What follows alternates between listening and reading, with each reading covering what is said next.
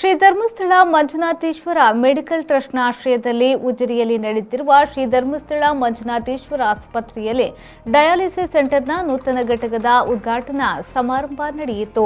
ಕಾರ್ಯಕ್ರಮದಲ್ಲಿ ಮಾತನಾಡಿದ ಇಂಧನ ಸಚಿವ ಸುನೀಲ್ ಕುಮಾರ್ ಅವರು ಆಸ್ಪತ್ರೆಯ ಬಗ್ಗೆ ಮೆಚ್ಚುಗೆ ವ್ಯಕ್ತಪಡಿಸಿದರು.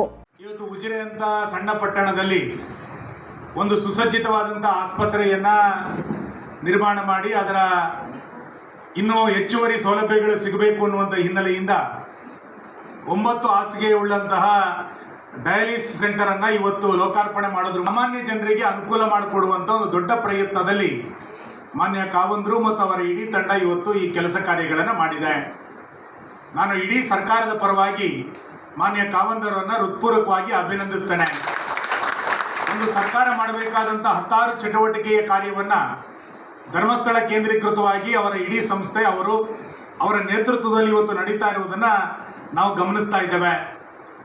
ಮೂಲಭೂತವಾಗಿ ಇವತ್ತು ಆರೋಗ್ಯ ಬಹಳ ದೊಡ್ಡ ಪ್ರಮಾಣದಲ್ಲಿ ಸವಾಲಾಗಿರುವಂಥ ಒಂದು ಕ್ಷೇತ್ರ.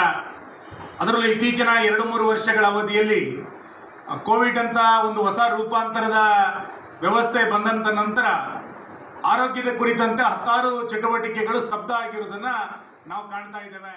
ವೇದಿಕೆಯಲ್ಲಿ ಧರ್ಮಸ್ಥಳದ ಧರ್ಮಾಧಿಕಾರಿ ಡಾಕ್ಟರ್ ಡಿ ವೀರೇಂದ್ರ ಹೆಗಡೆ, ಉಸ್ತುವಾರಿ ಸಚಿವ ಎಸ್ ಅಂಗಾರ, ವಿಧಾನ ಪರಿಷತ್ನ ಸದಸ್ಯರಾದ ಪ್ರತಾಪ್ ಸಿಂಗ್ ನಾಯಕ್, ಹರೀಶ್ ಕುಮಾರ್, ಹರ್ಷೇಂದ್ರ ಕುಮಾರ್ ಹಾಗೂ ಆಸ್ಪತ್ರೆಯ ಸಿಬ್ಬಂದಿಗಳು ಉಪಸ್ಥಿತರಿದ್ದರು.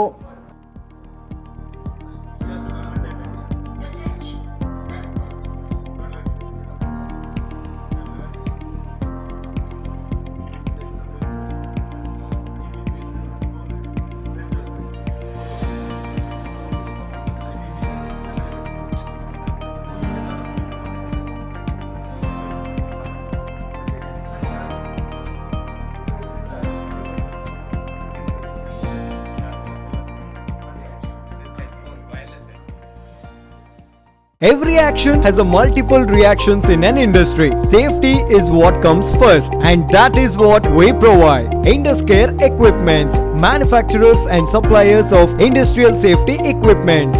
We provide safety equipments like gloves, masks, safety helmets, earplugs, safety belts, safety shoes, gum boots, safety goggles, industrial and medical coveralls, fire protection and arc flash suits, road safety equipments, and all industrial fire and safety accessories. Your safety is our priority. Induscare Equipments, KVSS Bank Building, Koolur, Mangaluru. Call 0824 2458 754.